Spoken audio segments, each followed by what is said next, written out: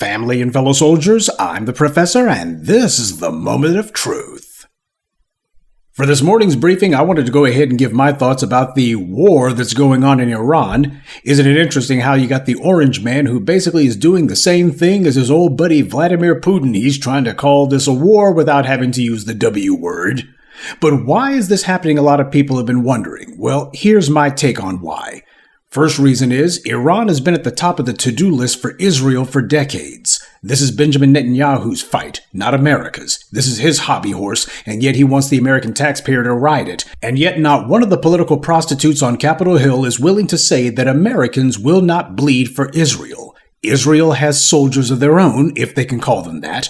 They certainly have weapons because the American taxpayer has been forced to pay for it, and they have nukes, also courtesy of the U.S. taxpayer. They don't need any U.S. support for anything, yet they keep demanding it nonetheless.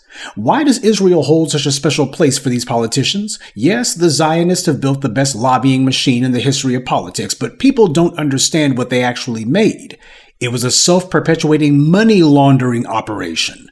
Washington sends money out in the form of so-called foreign aid for Israel, and the Zionist zealots send some of that money back to D.C. in the form of campaign donations for their political puppets and, of course, patronage jobs, and giving them a bunch of perks, too.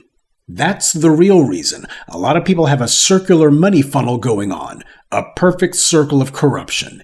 Israel is a place where the Zionist capos can go that won't extradite them, just in case their Gentile pals decide to do, well, what the Gentiles did in Britain, Spain, Russia, Germany. No honor among sleaze. And I, for one, consider it to be doubly ironic that the Iranians are the main ones who the Israelis got this bug up their butts about taking down, because after all, as we should know, Iran is where you get the word Aryan from. That's who those people are. They consider themselves basically to be more or less Caucasian expatriates out in Western Asia.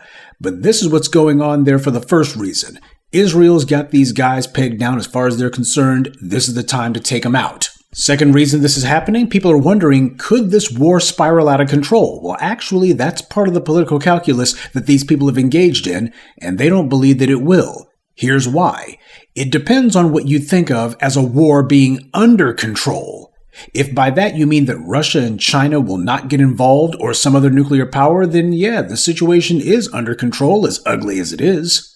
Sure, there's been some tut-tutting by China and Putin, but neither one of those countries has said hands off. Neither one of them has said we have to get involved. That's not the kind of conversation that's going on here. You would have been more concerned about, say, Syria, where U.S. and Russian forces actually did get into armed contact with each other. In Syria, U.S. Special Forces fought a huge battle with Russian state mercenaries from the Wagner Group in what's now called the Battle of Kasham. That didn't result in a Third World War, did it? Even though dozens of Russians got killed by Americans. This isn't to say that a world war cannot happen, but it is to say that these aren't the circumstances for it. Vladimir Putin's been saying that the killing of Iran's leader was a cynical murder. That's a subject he's an expert on, and he's offered to try to influence a peace deal of some sort, but interestingly, he didn't offer this by reaching out to Washington or even Israel. Instead, Putin has reached out to the Gulf states, like the UAE, Bahrain, Saudi Arabia, and Qatar.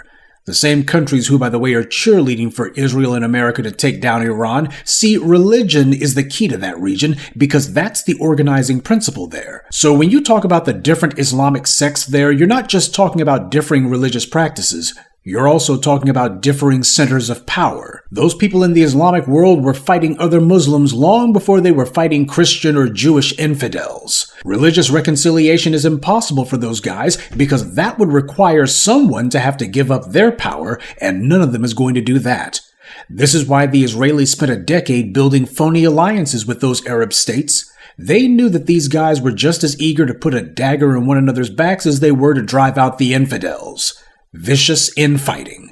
This has always been a feature of Islam in the Arab world, and it creates dissent and factionalism right along with it. This is why none of the Arab states came to the Palestinians' aid, not even the so-called Palestinian Authority, which is in Israel, by the way. It was the Africans who had to take some sort of action in Gaza's defense.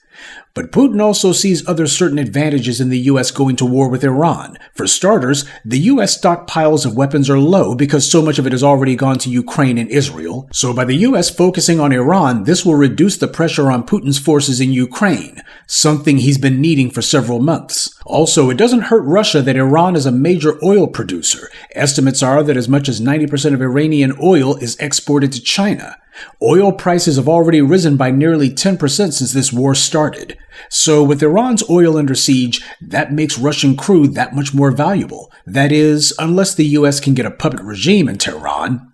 And while Russia is publicly allies with China, the truth is those two countries have had bad history between them, and Putin would much prefer that China be the weaker partner in any alliance.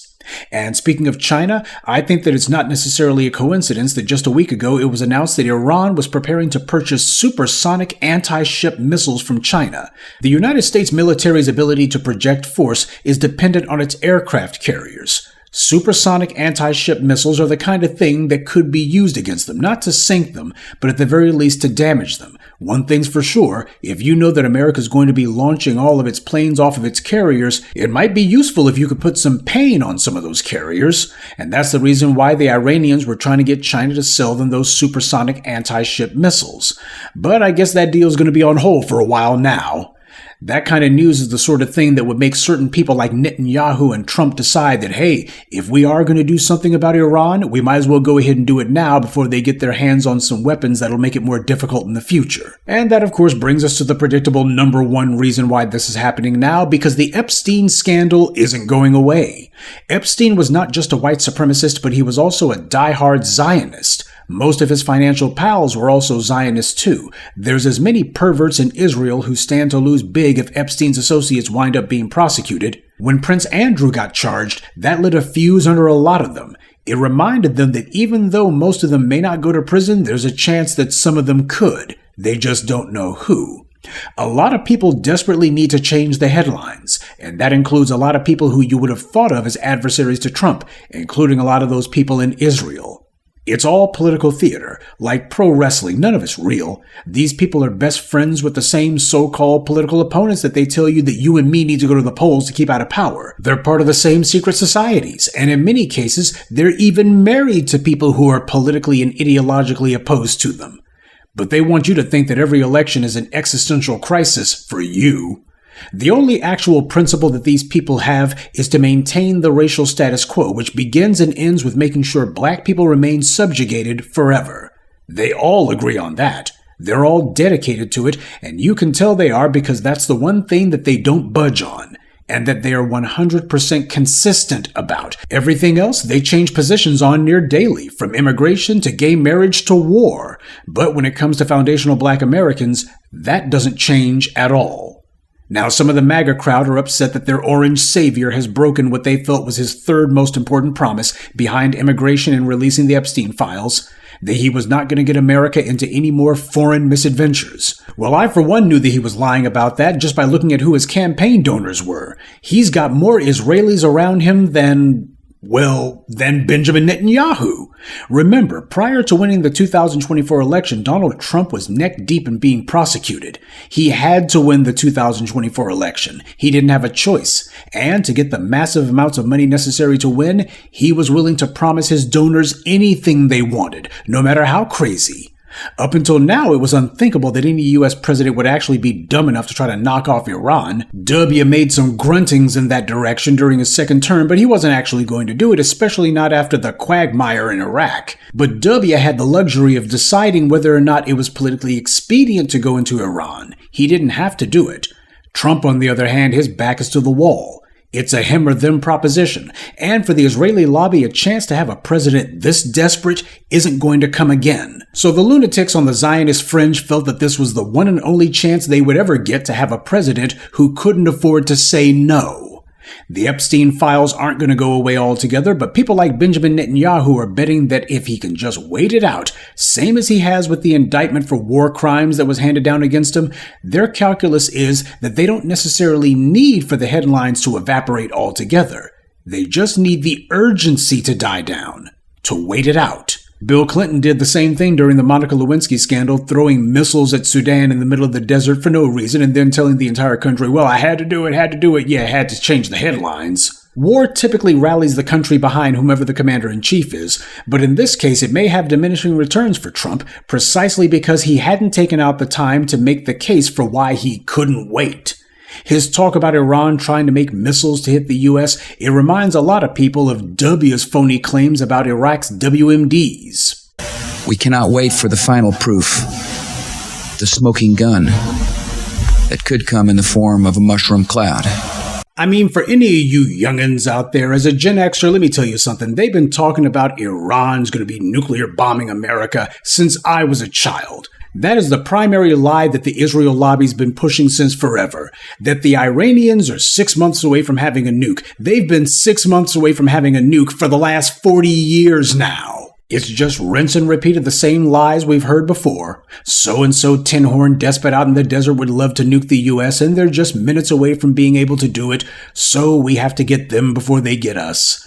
Meanwhile, the white leaders who actually do have the nuclear weapons, and who actually do bomb people around the world discriminately, they don't go dropping bombs on white Europeans, these guys are the real threat to the world. They're not trying to get their hands on the world's deadliest weapons, they already have them, and they're already using them.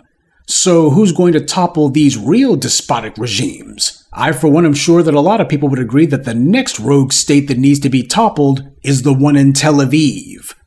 Now, Trump's forecast for war is that they could last 4 or 5 weeks, or even 4 or 5 months. Apparently, he doesn't know. I guess it's however long it takes for the headlines to change from the Epstein files. And Trump and company would much rather be debating should he or should he not topple the government in Iran, as opposed to what did the president know about Epstein and when did he know it. Smells to me like he's trying to slither his way up to saying that this war needs to go on, at least until the midterm elections. And that's my read on how things got to this point. But just keep in mind exactly how this happened and the fact that you got all of those little Arab states over there who suddenly are real quiet about this. That's important for black folks to understand because there's a lot of silly Negroes who think to themselves they've actually got friends over there in the Islamic world.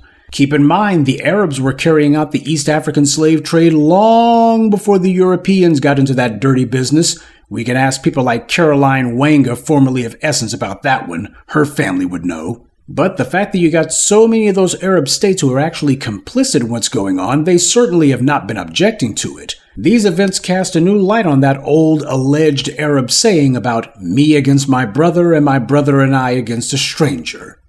Well, from what I've seen, at least the first part is true. Good day, and be one. I'd like to take a moment to mention some of our contributors. Mouse, John Harvin, Fidel Phillips, Juan Boykin, and Glenda Tice. Salute to them and thank you to everyone for listening, liking, and sharing this message. Black empowerment only exists because of you.